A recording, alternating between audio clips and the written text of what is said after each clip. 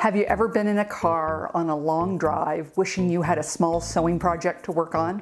Or stuck in a waiting room wondering why you don't have a portable sewing kit? Or do you get restless while watching TV? There are times when we get the sewing bug, but cannot bring out the large mats, rulers, and sewing machines to play with. Today I'm breaking down a portable sewing kit, the features it needs to have, and some project ideas so you can sew on the go. So stick with me and I'll show you how to do it.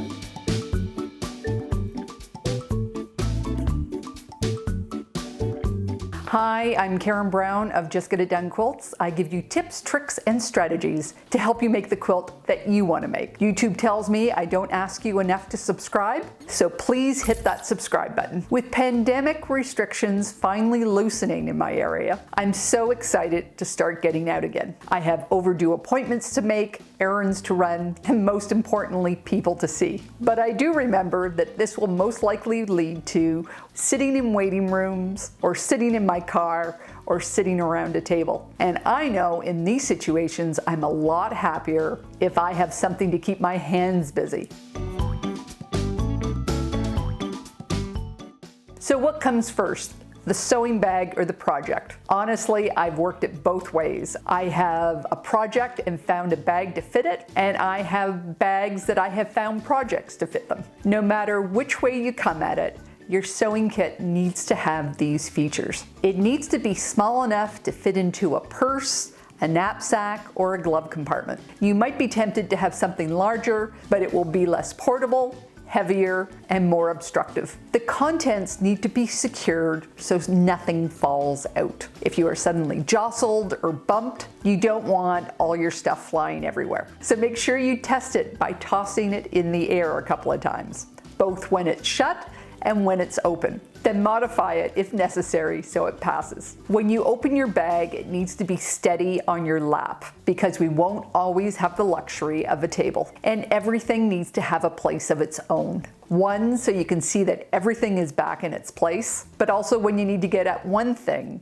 other items don't fall out. Your sewing bag does not need to be expensive. As long as it can hold everything you need, it's a sewing kit. Some quilters may choose to make their own bag, and there are a lot of great patterns out there. But if you don't have the time or you hate bag making, you can use something else. I really like pencil cases, as they come with multiple compartments already and with clear vinyl so I can see what I have. But whether you use a pattern or a pre-made case, be sure to modify it to what you need. A friend made this wonderful sewing case for me. I use it all the time, but originally it had a tie on it, which was too fussy for sewing on the go. So I replaced the closure with these magnetic snaps, and it's truly one of my favorite items. You can also add elastics to hold things down, or add flaps with snaps to keep items from falling out, or a netting with elasticized edge to contain items. You may also want to tether your tools if they like to wander off.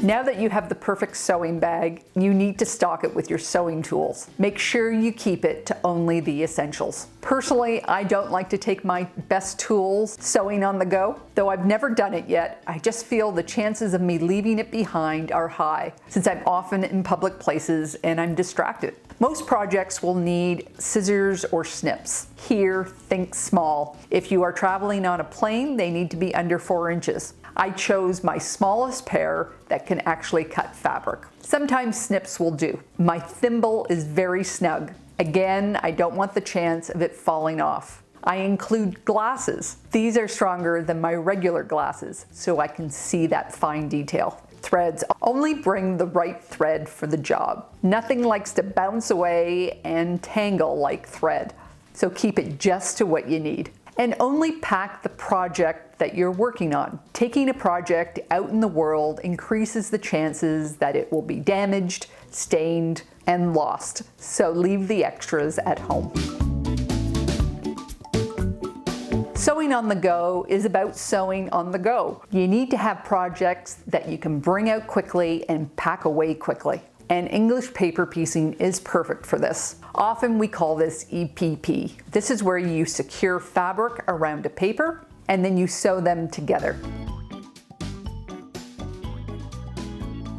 If you want me to do a video on English paper piecing techniques, just leave your comments in the notes below. This pencil case, my son gifted me from his university tuck shop, and I call this my Hexie kit. Hexies are a big part of EPP and they can be very addictive. And this is my default sewing on the go. Unless I know ahead of time that I will have long stretches of time to stitch, this is the case that I grab as I'm going out the door. I harvest fabric from my Mount Scrapmore. These are just roughly cut with no measuring, and I keep them in this pocket.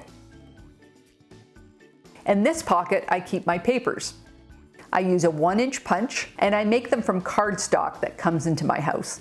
In this pocket, I keep my tools, and this is where I use up ends of spools, bobbins, or old threads. I have a small pair of scissors to cut the threads. I have my magnifiers in a glass case, and I can secure my needles quickly on this if I have to get up quickly. And of course, I have my favorite thimble. And this is the pocket where I keep the completed Hexies. There are lots of projects for Hexies, including my English paper piece soccer ball. And you can find a complete set of templates on my website under patterns and downloads. But currently, I am just accumulating them.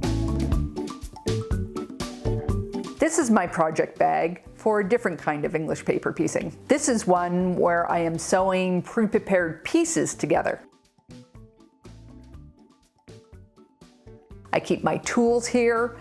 I keep a stick of glue in case I have to fix any of the papers. And then I have another favorite thimble that I use here. I have tethered my scissors because they like to play hide and seek. I've just used an elastic from my mask making, and I've attached a button so I can remove it if I need to. I use Invisalign thread and it is so slippery. I used to drop them so often that I've made this modification using the male side of a snap. I have 3 spools of thread and they all come up through this snap. Then I wrap each one individually around one of these snaps. When I need to use a thread, I just unwind it, draw out what I need, then wrap it back around, then snip it. This way they never leave my sewing kit and I never have them bouncing on the floor again.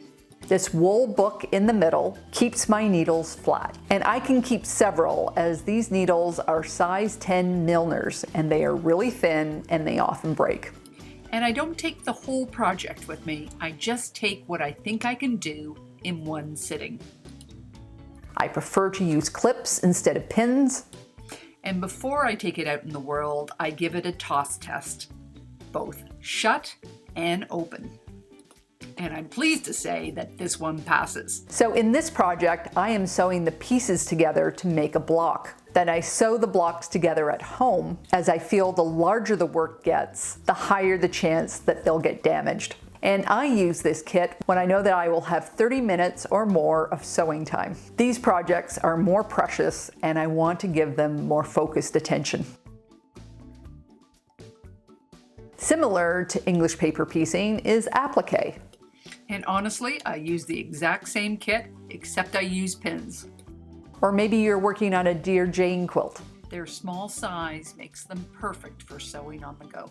Labels can be a combination of English paper piecing and embroidery. This is also great to do while sewing on the go. So when the quilt is finished, your label is also ready to go. You can also hand sew and bind smaller projects, such as mug rugs or mini quilts and pillows. And making these projects is a great way to improve your handcraft techniques. And no matter where you are in the world, whether inside or outside, you'll always be able to sew on a button. And trust me, when it's your bank manager's button, you get some really good service. This week on Karen's Quilt Circle, I spoke with Zakiyah Pierce from Cozy Quilts for Scholars, and we talked about making quilts for young adults in need heading off to college. I'll leave a link in the notes to that video. If you like this video, please give it a thumbs up Don't forget to subscribe and hit that bell beside the subscribe button so that YouTube will notify you when I make new videos. You can also find me on Facebook, Instagram, and Pinterest at Just Get It Done Quilts, and of course my website at justgetitdonequilts.com. So take care, and I'll see you next time.